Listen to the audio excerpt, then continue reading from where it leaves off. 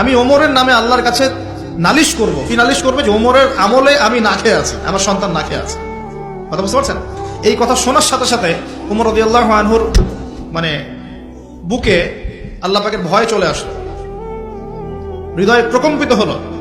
প্রকম্পিত হওয়ার পর তিনি নিজে চলে গেলেন মদিনায়, যেটাকে বলি আমরা বাইতুল মাল, মানে রাষ্ট্রীয় সম্পদ যেখানে থাকতো ওটাকে বাইতুল মাল বলা হতো। সেখান থেকে একটা আটার বস্তা নিজের কাঁধে উঠিয়েছেন, উঠিয়ে নিজে পায়ে হেঁটে ওই মহিলার বাসায় যাচ্ছেন। তার পাশে থাকা একজন সাহাবী, তিনি বলছেন, তার নাম আসলাম রাদিয়াল্লাহু আনহু, তিনি বলছেন যে ইয়া আমিরুল মুমিনিন, হে আমিরুল মুমিনিন, আমাকে দিন, আনা আহমিলুক, আমি এটাকে বহন করে নিয়ে যাই। আপনি চলেন সাথে, সমস্যা নেই, আমি বহন করে নিয়ে যাই অ্যাটলিস্ট। তখন ওমর রাদিয়াল্লাহু আনহু বলছেন, দিলের কান দিয়ে শোনেন কথাগুলো, ওমর রাদিয়াল্লাহু আনহু বলছেন, হাল আনতা তাহমিলু উযরি ইয়াউমাল কিয়ামা, তুমি কি কিয়ামতের মাঠে আমার পাপের বোঝা বহন করবে? সুবহানাল্লাহ, চিন্তা করে দেখেন।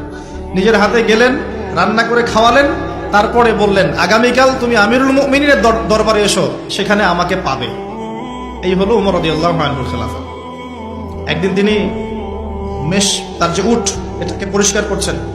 আলী রাদিয়াল্লাহু আনহু দেখে বলছেন, আমিরুল মুমিনিন, আপনি পরবর্তী জেনারেশনের জন্য অনেক কঠিন আদর্শ রেখে যাচ্ছেন। আপনি এত কাজ করছেন, তারপরে নিজের কাজও নিজে করছেন। তখন ওমর রাদিয়াল্লাহু আনহু বলছেন, ওয়ালা তালুমুনি ইয়া আবুল হাসান, হে আবুল হাসান, আমাকে এভাবে বিব্রত করো না, কারণ আমি ভয় করি যে আমি যে অর্ধবিশ্ব শাসন করছি, তারপরে আমি ভয় করি যে আমার এই শাসনের আন্ডারে যদি একটা রাখালও না খেয়ে মারা যায়, আমি ভয় করি আল্লাহ এর জন্য আমাকে জবাবদিহি করাবে। আরেকটা বলে শেষ করে দিই, আমর ইবনে আস রাদিয়াল্লাহু আনহু, তিনি একজন গভর্নর, কোথাকার? মিশরের। কার আমলে আছেন? ওমর রাদিয়াল্লাহু আনহুর সময়। তো তার ছেলের নাম হচ্ছে মুহাম্মদ। তো সেই মুহাম্মদ আমর ইবনে আসের ছেলে রাদিয়াল্লাহু আনহু। Please subscribe my YouTube channel.